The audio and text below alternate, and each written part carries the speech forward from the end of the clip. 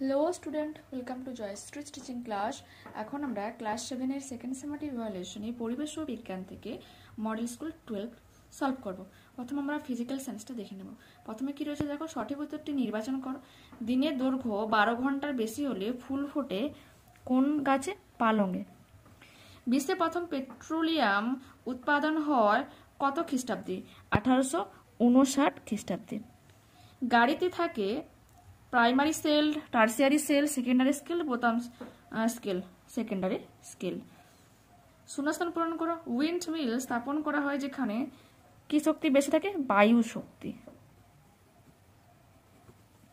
আলোর বিচ্ছুরণ আবিষ্কার হয় কত খ্রিস্টাব্দে?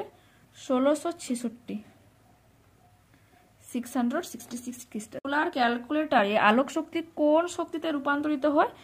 তড়িৎ শক্তিতে। ঠিক আছে, এরপর দেখো কি রয়েছে। এক্স রে কি?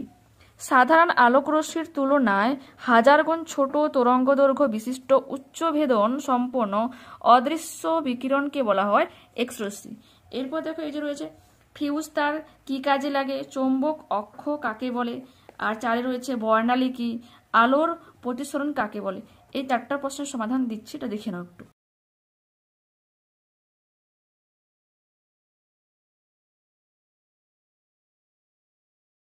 আমরা 5 নম্বর কোশ্চেনগুলো সমাধান করব।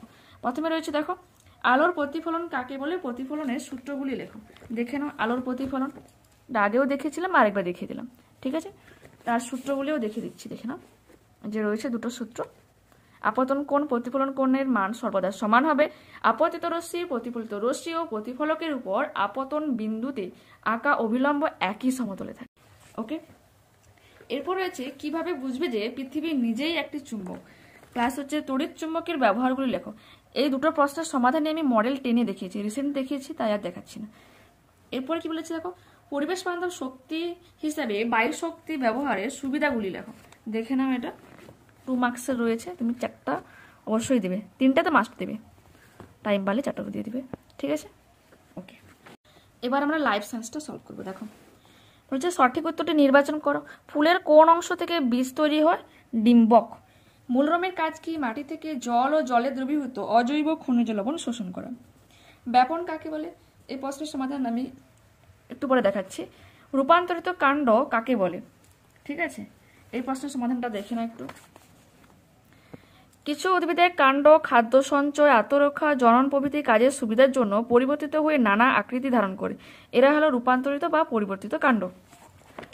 ওকে, এরপরে কি বলেছে দেখো, মৃদভেদী অঙ্কুরোদ্গম কি? এটা আমি মডেল 11 মানে আগের মডেলেই দেখিয়েছি 3-এ, তাই আর দেখাচ্ছি না।